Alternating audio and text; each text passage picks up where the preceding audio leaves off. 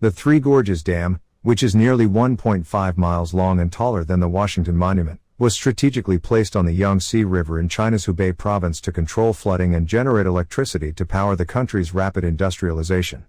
Due to the record deluge of rainfall, the world's largest hydroelectric dam, which has a volume of 39.3 billion cubic meters, is at risk of breaking, which would kill or displace millions, flood China's cradle of manufacturing, and create massive disruptions in the global supply chain.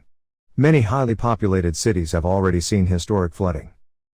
As an early indicator, the global supply of personal protective equipment, needed to contain a resurgence of the COVID-19 pandemic, has been delayed by weeks, Reuters reported. The integrity of that supply chain is already precariously unstable due to a legion of disasters emanating from China in 2020. Foremost of these was the appearance and global spread of the novel coronavirus that causes COVID-19. China did not react quickly to contain the pathogen and allowed 5 million people to leave Wuhan, the coronavirus epicenter, prior to the mandated quarantine. The pandemic has reportedly killed an estimated 652,000 people globally, with 150,000 in the United States. The full impact on global economies and health is immeasurable. The dam is upstream of major manufacturing hubs Wuhan and Zhejiang, along with Shanghai 1,000 miles farther down at the coast.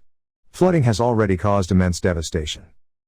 The U.S. is also at odds with China due to grievances ranging from intellectual property theft to human rights abuses.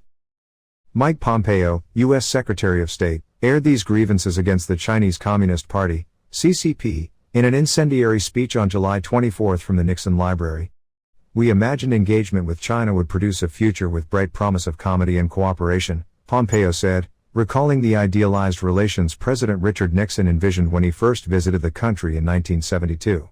But today we're all still wearing masks and watching the pandemic's body count rise because the CCP failed in its promises to the world. "We're reading every morning new headlines of repression in Hong Kong and in Xinjiang," he continued. "We're seeing staggering statistics of Chinese trade abuses that cost American jobs and strike enormous blows to the economies all across America, including here in Southern California. And we're watching a Chinese military that grows stronger and stronger, and indeed more menacing." On July 25, the U.S. ordered the Chinese Consulate General in Houston to close after becoming convinced the building served as the headquarters for a Chinese-sponsored espionage ring. Earlier in the week it was reported that the Chinese were burning papers outside of the consulate. The U.S. trucking sector should follow these events closely, as changes may occur rapidly that transform the nature of the trucking business. In the short term, disaster relief supplies and food may need to be expedited to China as millions of hectares of crops have already become inundated.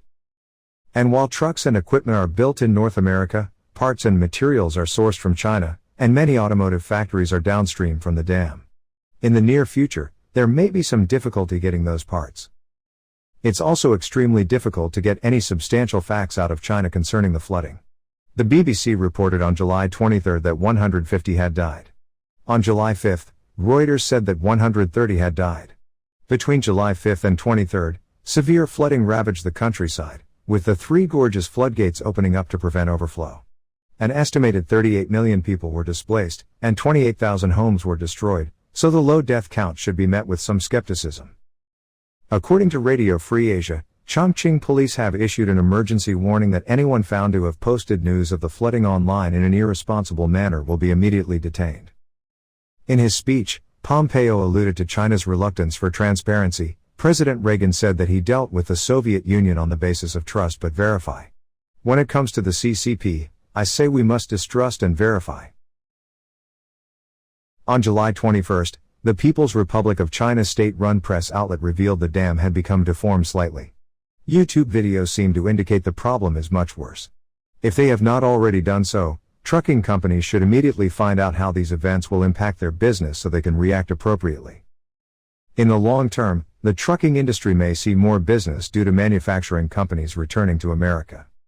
"I think the transportation sector in America will see a boost," said Rosemary Coates, executive director of the Reshoring Institute.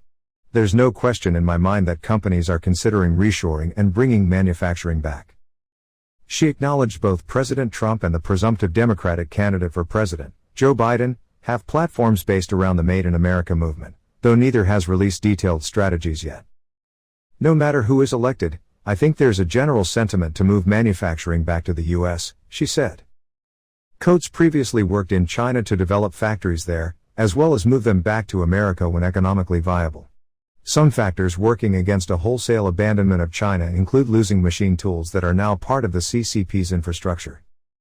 Tools and dies become part of Chinese infrastructure, she said.